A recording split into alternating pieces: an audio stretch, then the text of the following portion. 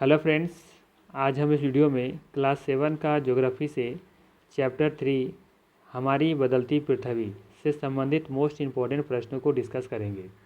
यह video special BPSC TRE 4.0 के लिए तैयार किया गया है, जिनका सब्जेक्ट भूगोल है। बाकी कंपटीशन के नज़रिए से देखा जाए तो यह सभी एग्जाम के लिए अति महत्वपूर्ण है।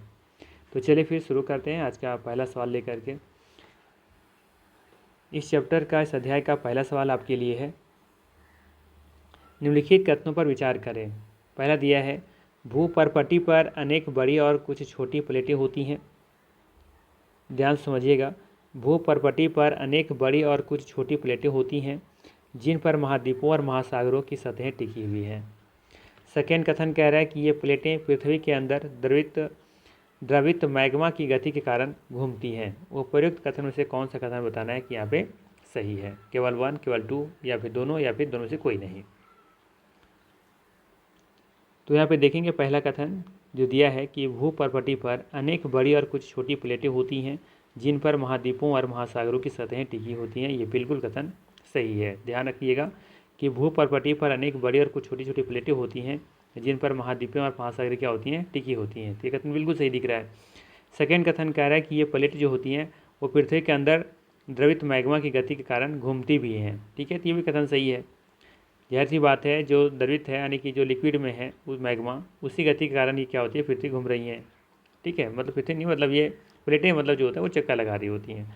ठीक है, सिंपल सा कहने का ये अर्थ ये है कि ये प्लेटें पृथ्वी के अंदर द्रवित मैग्मा की गति के कारण घूमती हैं। ठीक है, तो यहाँ पे दोनों का दोनों कथन क्या होगा? सही होगा। ठीक है, 1 और 2 दोनों यहाँ पे सही है। ठीक है,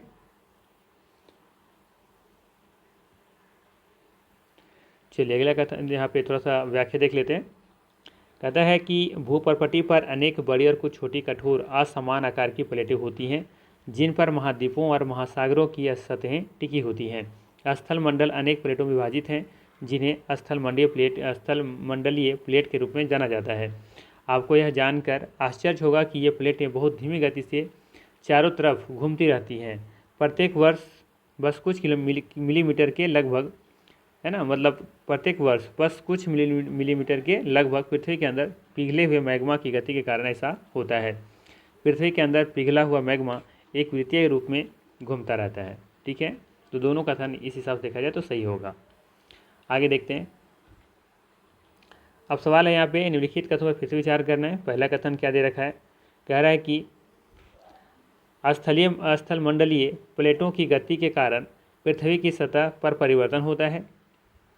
स्थल मंडलीय प्लेटों की गति कारण ही देखेंगे कि पृथ्वी की सतह पर परिवर्तन होता है। इसके बाद कह रहा है यहाँ पे कि जो बल पृथ्वी के आंतरिक भाग में कार्य करते हैं उन्हें बहिर्जनित बल कहा जाता है। जो बल पृथ्वी के आंतरिक भाग में कार्य करते हैं उन्हें बहिर्जनित बल कहते हैं। और तीसरा कह रहा है कि जो बल पृथ्वी के आंतरिक भाग में कार्य करते हैं उन्हें अंतर्जनित बल कहा जाता है। तो देखिए यहाँ पे लिखा है पृथ्वी का आंतरिक भाग और यहाँ भी है पृथ्वी का आंतरिक भाग। तो या तो बहिर्जनित बल होगा या तो फिर अंतर्जनित बल होगा। दोनों में से तो कोई एक ही सही होगा, क्योंकि दोनों में सेम सवाल है। ठीक है, दोनों सेम कथन दिख रहे हैं, है ना, दोनों पृथ्वी के आंतरिक भाग के बारे में बोला जा रहा है। तो इसका मतलब ये है कि आंतरिक भाग में जो कार्य करते हैं उसे हम लोग क्या कहते हैं? अंतर्जनित बल कहते हैं। ठीक है, तो ये कथन तो सही है, लेकिन ये कथन गलत दिख रहा है। और पहला कथन बोल रहा है कि स्थल मंडलीय प्लेटों की गति के कारण पृथ्वी की सतह पर परिवर्तन होता है। तो ये भी कथन सही है। तो पूछा क्या सवाल में? पूछा कि गलत कौन सा है। इसका मतलब सेकेंड कथन यहाँ पे गलत हो जाएगा। तो यहाँ पे केवल 2 जो है वो गलत है। जो बल पृथ्वी के आंतरिक भाग में कार्य करते हैं उन्हें अंतर्जनित बल कहते हैं। ठीक है, आसान सा सवाल था, डिटेल्स देख सकते हैं। स्थल मंडलीय प्लेटों की गति के कारण पृथ्वी की सतह पर परिवर्तन होता है और पृथ्वी की गति को उन बलों के आधार पर व्यास विभाजित किया जाता है या किया है जिनके कारण ये गतियाँ उत्पन्न होती हैं। जो बल पृथ्वी के आंतरिक भाग में कार्य करते हैं उन्हें अंतर्जनित बल कहा जाता है और जो बल पृथ्वी की सतह पर कार्य करते हैं उन्हें बहिर्जनित बल कहा जाता है। ठीक है, ध्यान रखिएगा क्या लिखा है कि वह बल जो पृथ्वी के आंतरिक भाग में कार्य करते हैं उसे अंतर्जनित बल कहा जाता है, जबकि जो पृथ्वी के सतह पर कार्य करेगा उसे बहिर्जनित बल कहेंगे। सिंपल सा है। चलिए अगला देखते हैं। अब बताइए जरा कि भूकंप और ज्वालामुखी जैसी आकस्मिक गति का कारण होता है अंतर्जनित बल के कारण होता है, या फिर बहिर्जनित के बल के कारण में होता है, या फिर इन दोनों के कारण में होता है, या इन दोनों में से किसी के कारण नहीं होता है। तो जाहिर सी बात है भूकंप और ज्वालामुखी देखेंगे जो भी कुछ आकस्मिक जो गति के कारण किस कारण होता है, तो ये अंतर्जनित बल के कारण होता है। ठीक है ना, तो ये ऑप्शन यहाँ पे बिल्कुल सही है, बहिर्जनित तो बल तो होगा नहीं। ठीक है, भूकंप और ज्वालामुखी ये सब देखेंगे पृथ्वी के अंदर हलचल होने वाली चीज़ें हैं। ठीक है, तो ये हो जाएगा अंतर्जनित बल के कारण। देख सकते हैं अंतर्जनित बल कभी आकस्मिक गति उत्पन्न करते हैं तो कभी धीमी गति। भूकंप और ज्वालामुखी जैसी आकस्मिक गति के कारण पृथ्वी की सतह पर अत्यधिक हानि होती हैं, ये ध्यान रखना है यहाँ पे। चलिए आगे देखते हैं। निम्नलिखित कथनों पर विचार करें। फिर से देखना विचार करना है आपको। पहला कथन दिया है कि एक ज्वालामुखी भूपर्पटी पर खुला एक छिद्र होता है। ज्वालामुखी भूपर्पटी पर एक खुला हुआ एक छिद्र होता है। भूपर्पटी में वह स्थान जहाँ से गति आरंभ होता है अधिक केंद्र कहा जाता है।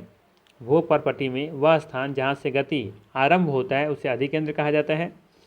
और फिर कह रहा है कि उद्गम केंद्र के ऊपर की सतह पर स्थित स्थान को उद्गम केंद्र कहा जाता है।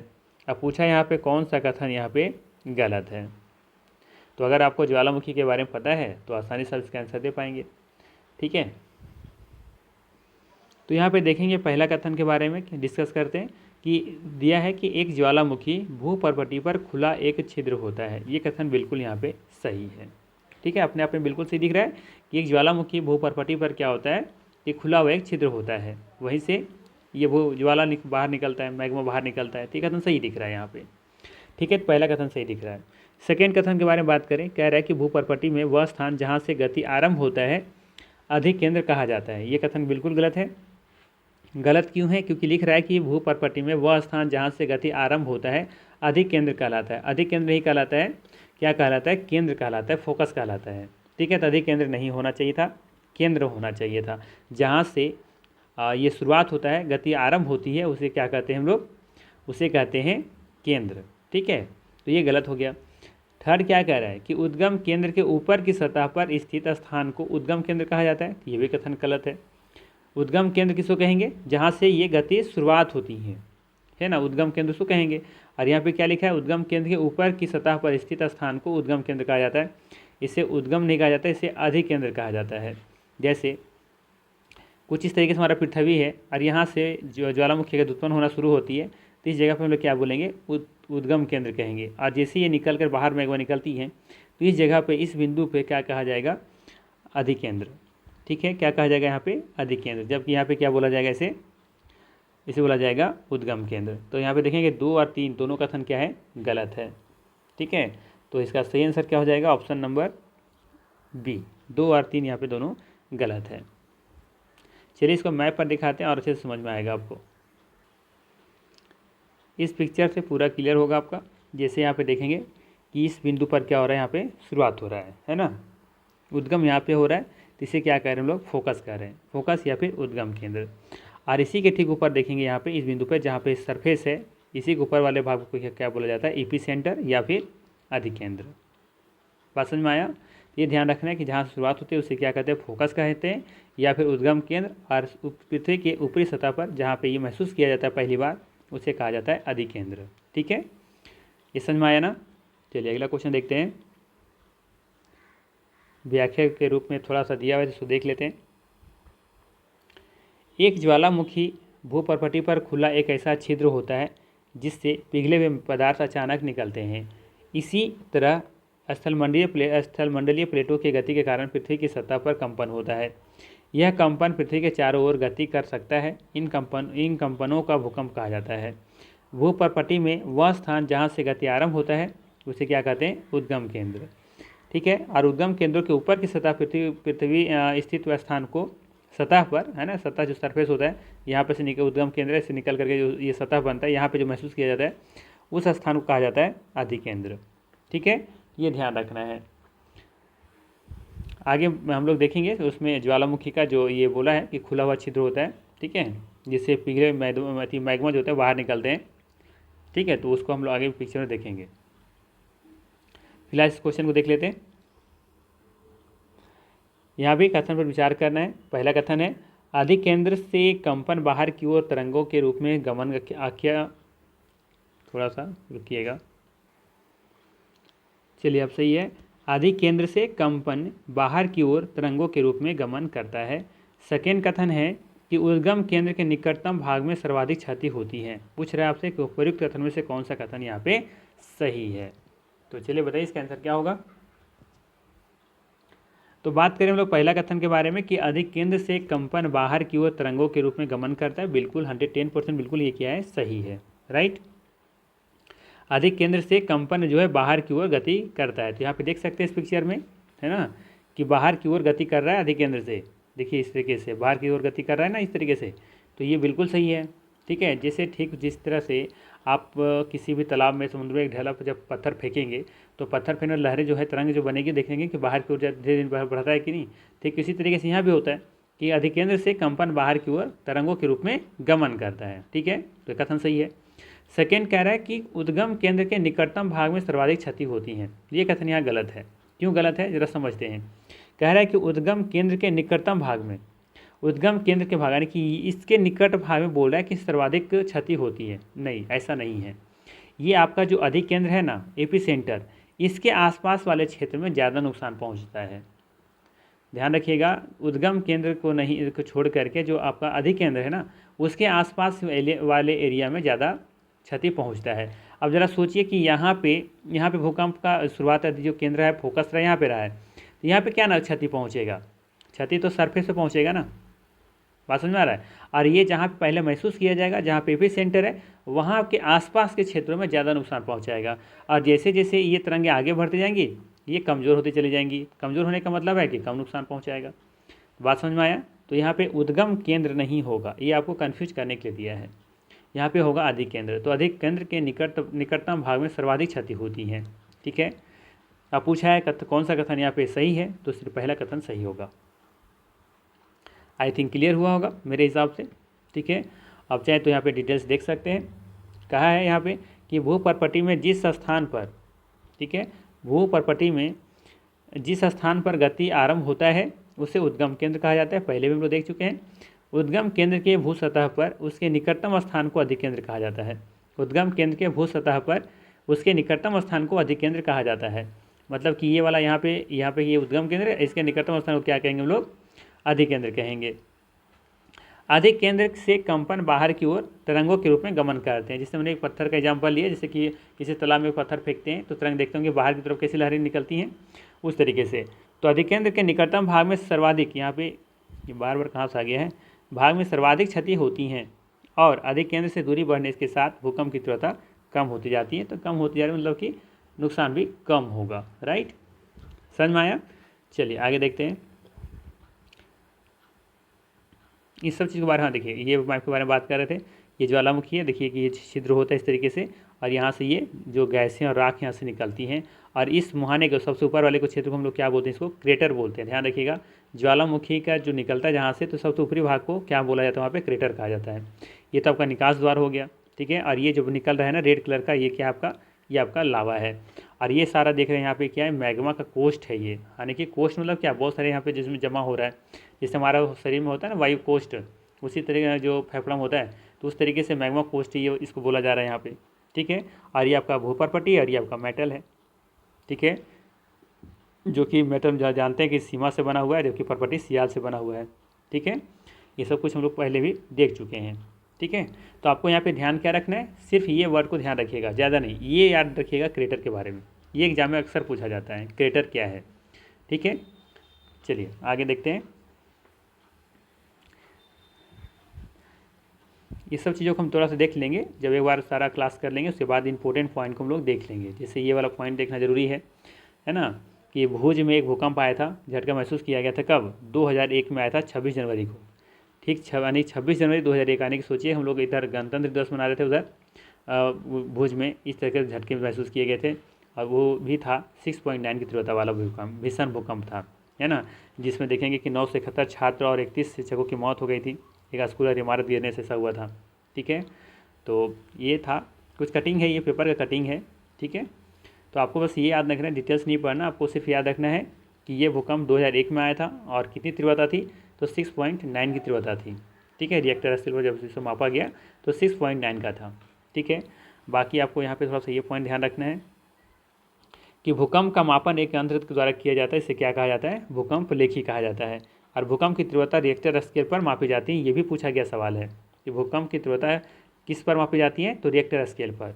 अब बाकी ध्यान रखिएगा कि जिस भूकंप की तीव्रता 2.0 अथवा उससे कम होती है तो उसका प्रभाव नहीं के बराबर होता है, कोई नुकसान नहीं होता है।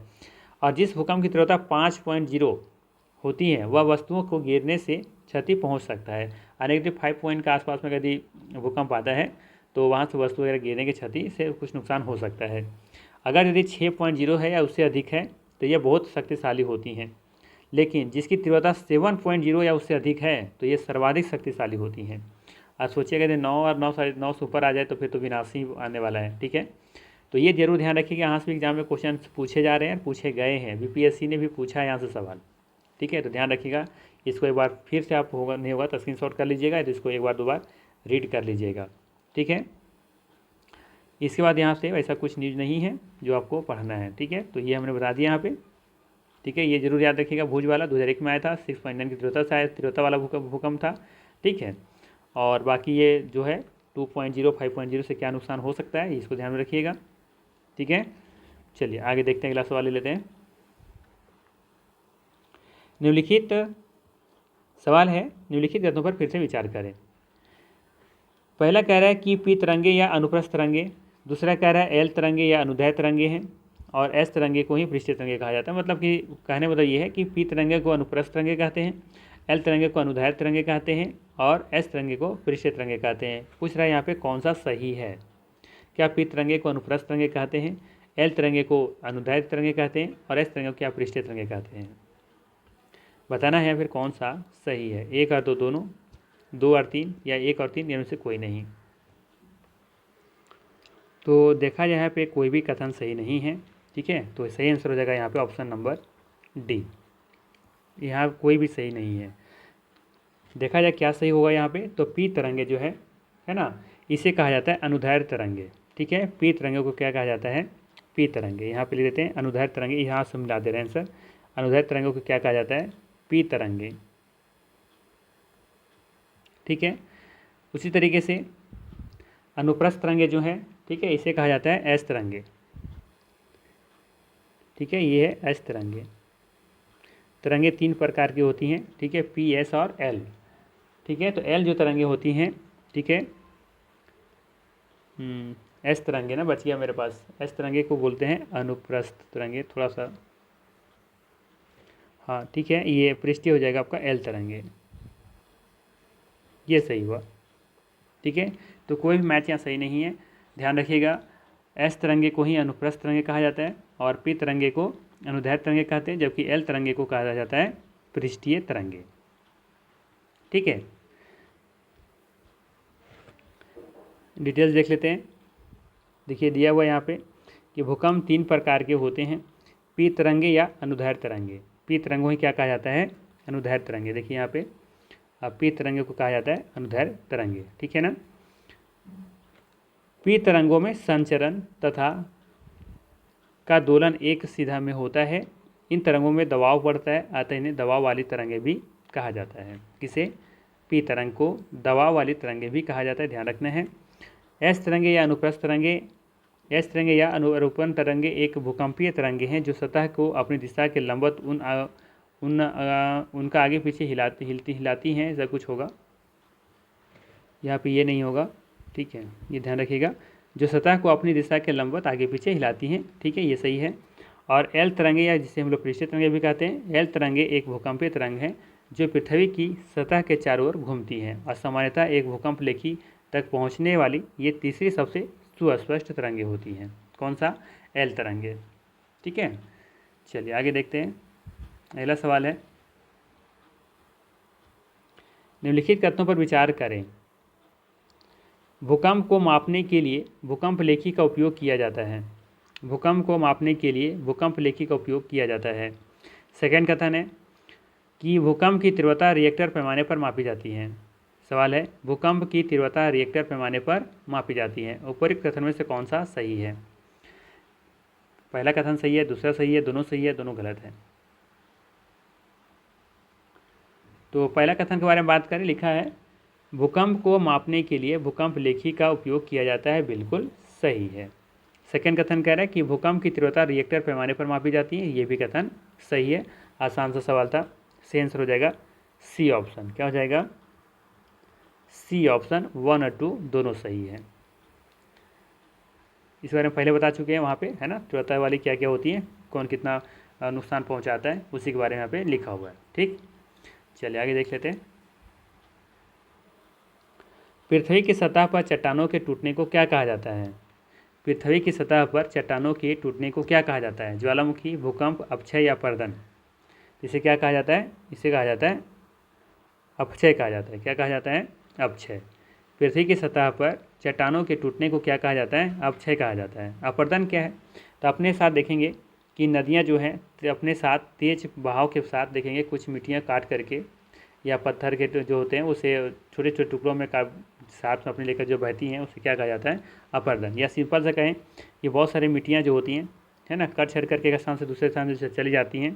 ठीक है, जैसे बहुत सारी मिट्टियाँ यहाँ पे तो काट करके अपने नदी के साथ तेज धाराओं के साथ बहते हुए किसी और जगह चली जाती हैं। तो मिट्टियाँ एक स्थान से दूसरे स्थान जाने को ही क्या कहा जाता है? यहाँ पे अपरदन। ठीक है, तो अपरदन तो होगा नहीं, तो यहाँ पे सही आंसर होगा अपक्षय। ध्यान रखिएगा, पृथ्वी की सतह पर चट्टानों के टूटने को कहा जाता है अपक्षय। सी ऑप्शन सही है हुआ यहाँ पे। डिटेल्स देख लेते हैं। पृथ्वी की सतह पर चट्टानों का टूटना अपक्षय होता है। भू दृश्य पर जल, पवन और हिम जैसे विभिन्न घटकों द्वारा होने वाले क्षय को अपरदन कहा जाता है। देखिए आगे लिखा है कि भू दृश्य पर जल, है ना, जल के द्वारा हो सकता है, पवन तत्व के द्वारा हो सकता है, हवा की तेज गति से चलने से भी देखेंगे कि मिट्टी का कटाव होता है, हर एक जगह से दूसरे स्थान पर ट्रांसफ़र हो जाता है ना, तो जिससे स्थानांतरित हो जाता है, जिससे क्या होता है वो अपरदन हो जाता है मिट्टी का, जिससे विभिन्न घटकों द्वारा क्या होता है क्षय वाले को क्या कहा जाता है? अपरदन कहते हैं। और अपक्षय क्या है? तो पृथ्वी की सतह पर चट्टानों का टूटना क्या है? अपक्षय है। ठीक है, तो यहाँ पे देख लीजिएगा, इसका आंसर जो होगा आपका सी ऑप्शन। अगला क्वेश्चन लेते हैं। यहाँ पे सवाल है, कथन पर विचार करना है। पहला कथन दिया हुआ है, नियाग्रा जलप्रपात अफ्रीका में जाम्बिया और जिम्बाब्वे के सीमा पर स्थित है। और सेकेंड कह रहा है कि विक्टोरिया जलप्रपात उत्तरी अमेरिका में कनाडा और अमेरिका की सीमा पर स्थित है। पूछ रहा है कौन सा कथन यहाँ पे सही है।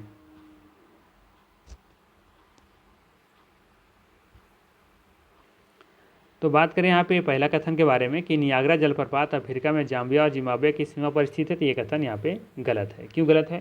क्योंकि आप देखेंगे कि जो नियाग्रा जो आपका जलप्रपात है ये आपको देखने को मिलेगा कहाँ पे? उत्तरी अमेरिका में।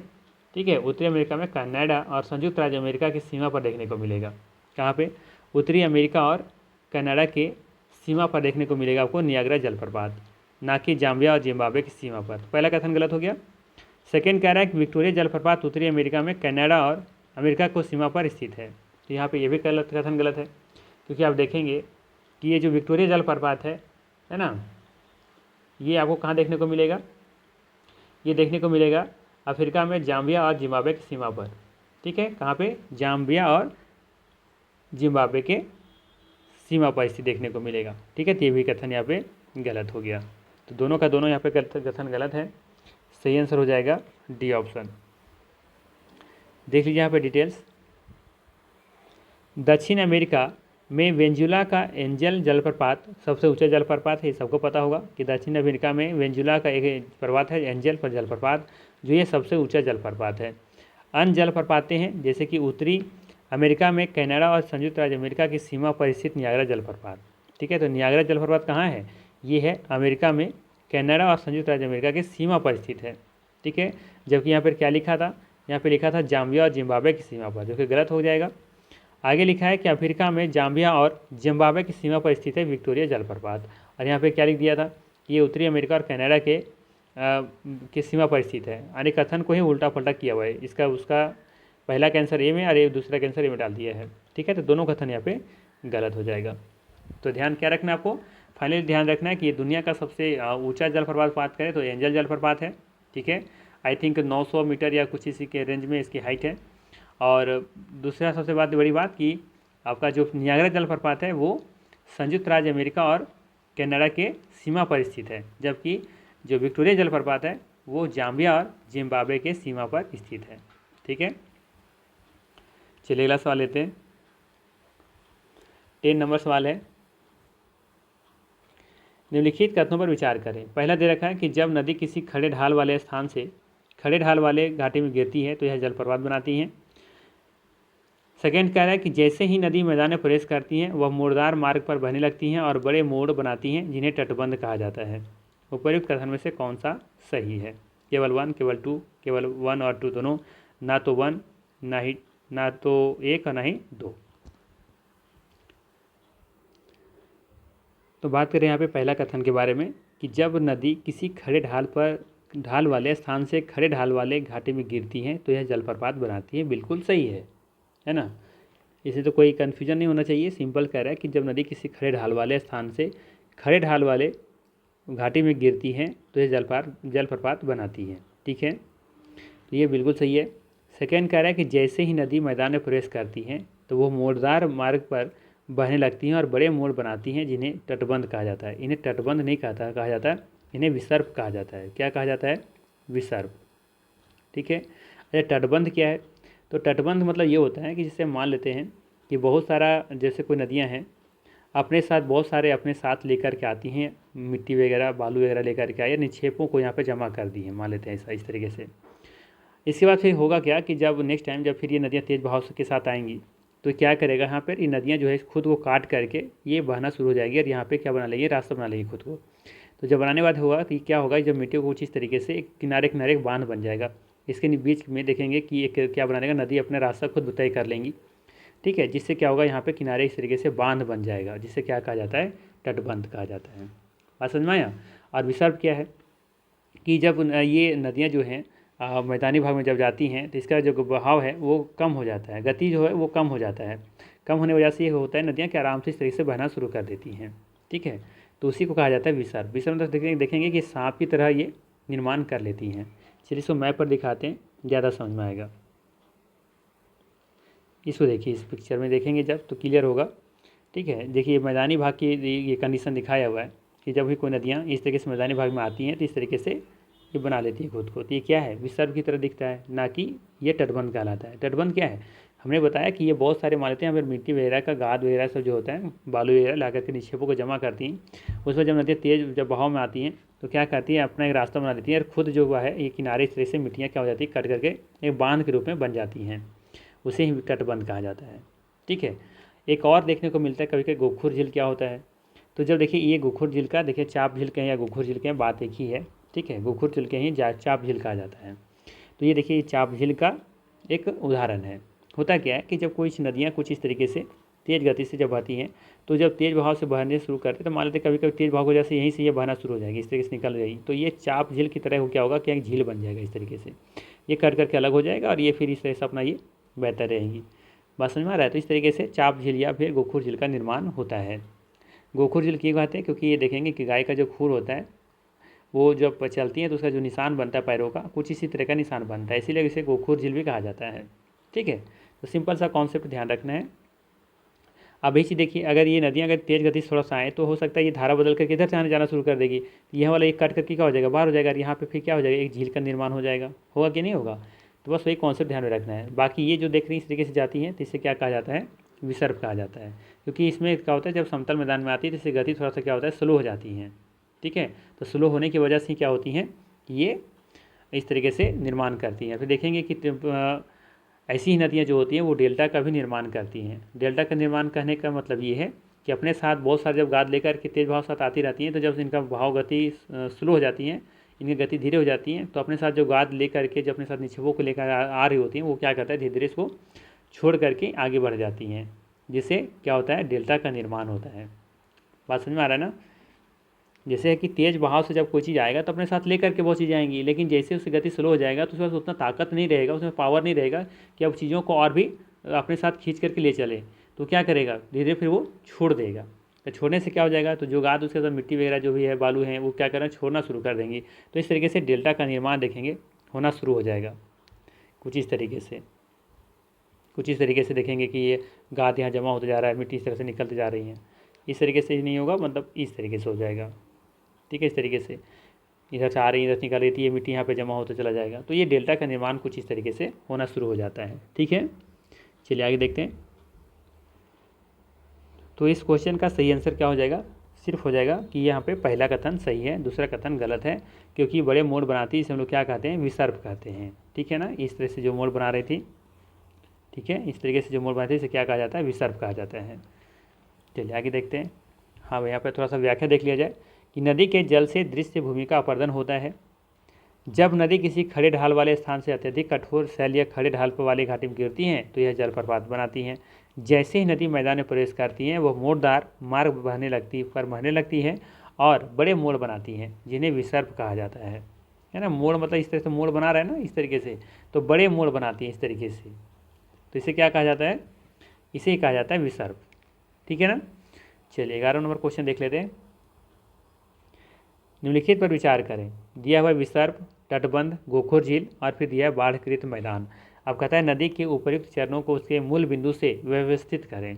मूल बिंदु आने की जहाँ से शुरुआत होती है, जैसे से आगे बढ़ेंगे तो किसी चीज़ का निर्माण होते चला जाएगा, कैसे पहले क्या होगा फिर क्या बनेगा, ये आपको यहाँ पे क्रम से बताना है। ठीक है, कौन सी घटना पहले घटेंगी ये आपको यहाँ पे सिंपल में बताना है।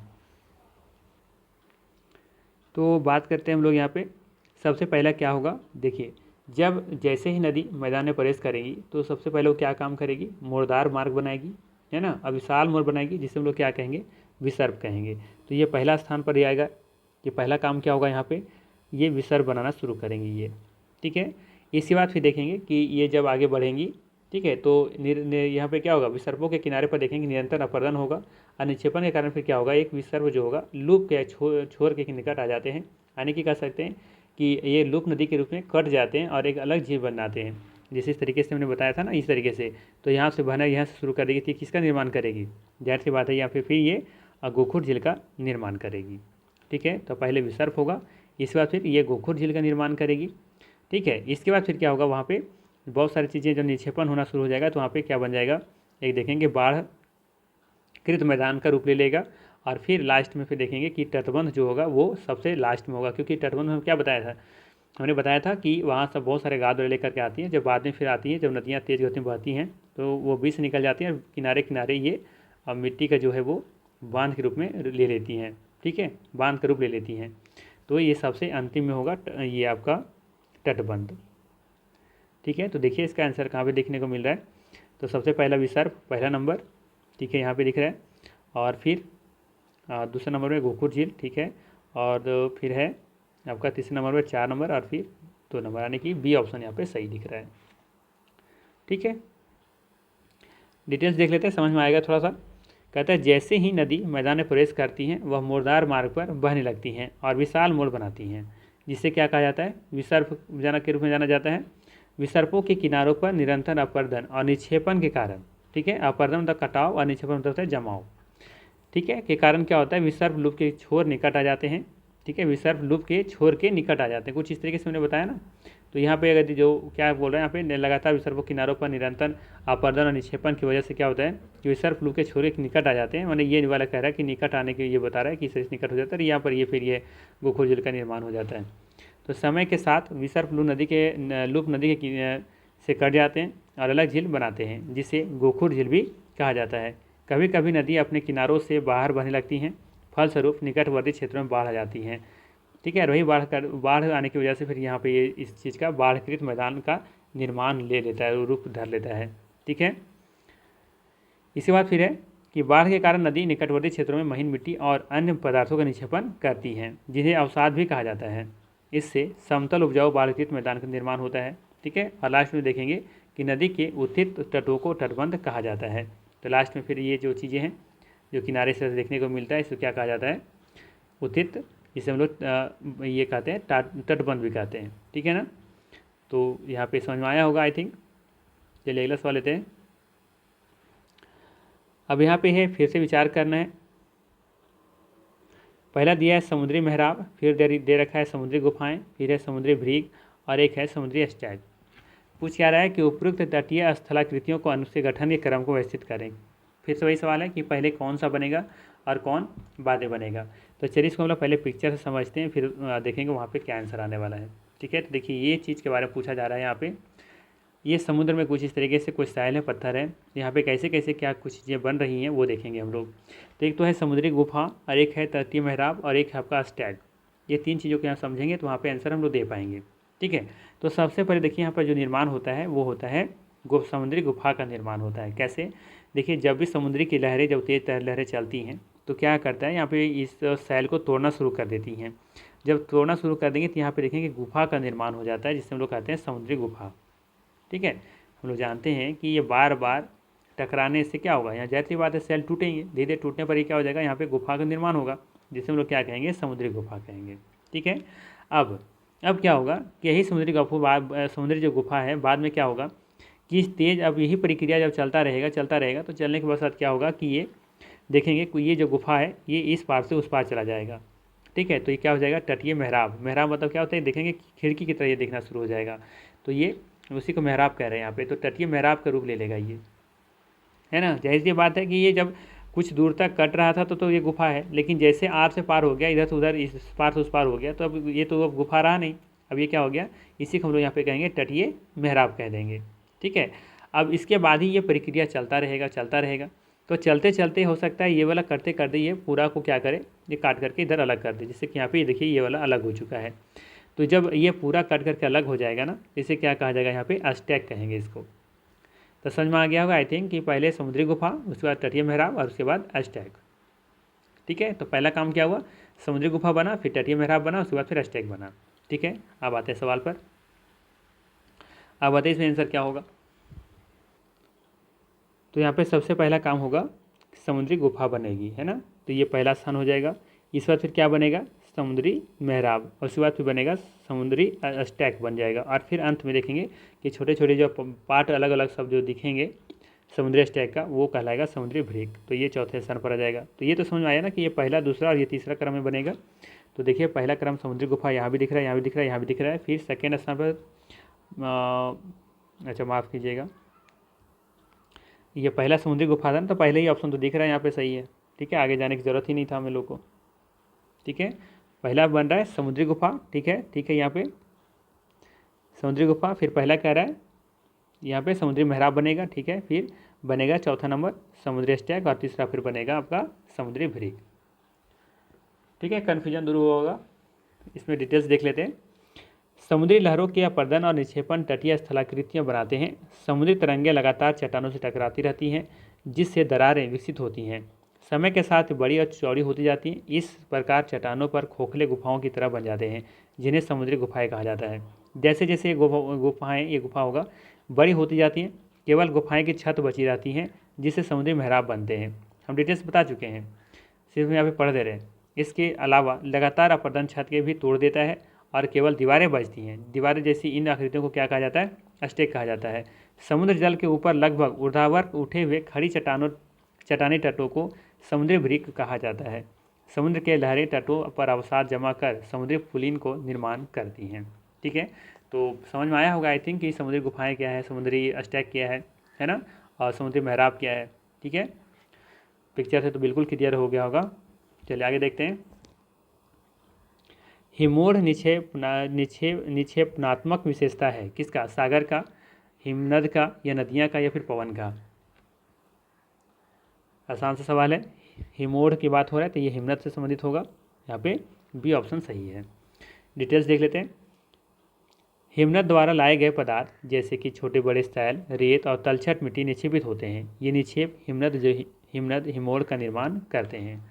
सिंपल सा है कि हिमनद द्वारा लाए गए पदार्थ जैसे कि छोटे छोटे सैल हो गए, रेत है, तलछटी मिट्टी है, तो इस सब चीज़ का निक्षेपित जो होता है, ऐसी निक्षेप को हम लोग क्या बोलते हैं, हिमनद हिमोड़।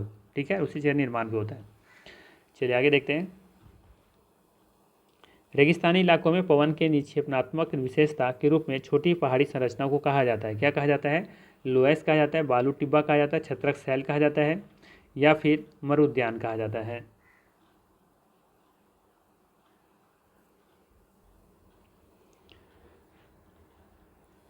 इसका सही आंसर हो जाएगा बी ऑप्शन, बालू टिब्बा। ठीक है।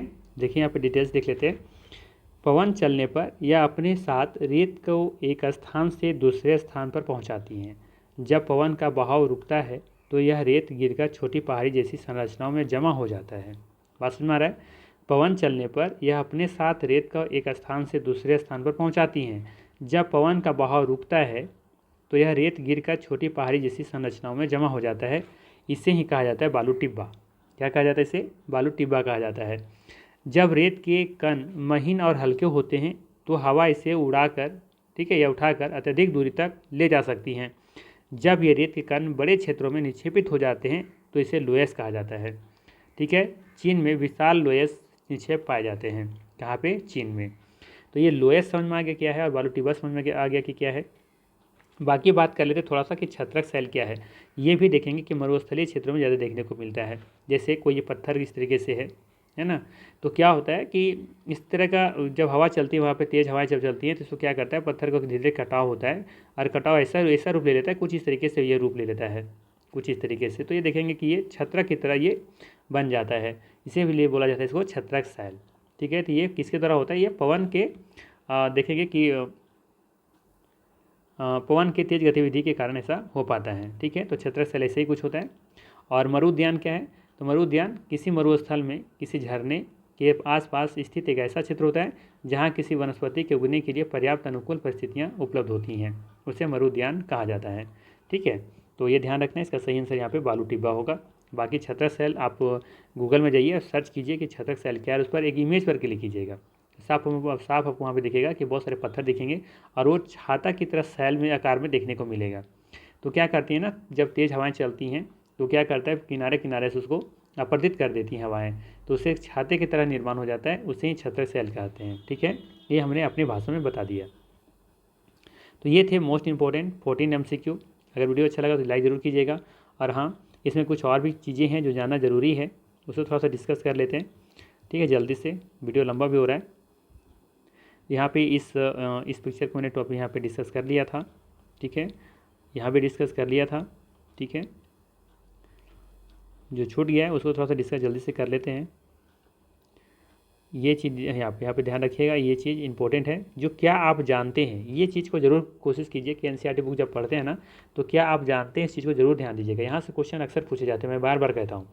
ये क्या लिखा है? पृथ्वी के आयतन का केवल 1% हिस्सा ही परपटी है। कितना? सिर्फ 1%। और 84% मेटल है और 15% हिस्सा क्रूड है। पृथ्वी की त्रिज्या लगभग इतना है, इसको ध्यान रखिएगा। ठीक है, इसके अलावा यहाँ पे और क्या ध्यान दे सकते हैं? चलिए, इसमें ऐसा कुछ ज़्यादा नहीं है। ये आपका है मुख्य नदी और ये वितरिका और ये डेल्टा कुछ इस तरीके से निर्माण होता है। देखिए, जो डेल्टा का निर्माण कुछ इस तरीके से होता है। ठीक है, ये सब डेल्टा नहीं है, मतलब कहने मतलब सिंपल सही है ना कि जब नदियाँ तेज़ बहाव से आती है ना, तो अपने साथ जो मिट्टी है और मिट्टी के महीन महीन जो कण होते हैं, बालू कंकड़ के जो कण होते हैं, ला करके निक्षेप कर देते, छोड़ देता है। इसे ही क्या जमा हो जाता है, टीला के रूप में बन जाता है, उसे ही डेल्टा कहते हैं। ठीक है, डेल्टा को बड़ा चीज़ नहीं है। बाकी इस प्रकार के आकृति पर हमने चर्चा कर लिया है। ठीक है, तो चलिए फिर यही है, इस चैप्टर से हमने बहुत कुछ देखा। अगर वीडियो अच्छा लगा तो लाइक ज़रूर कीजिएगा। बाकी मिलते हैं फिर हम लोग नेक्स्ट वीडियो में। Thanks for watching.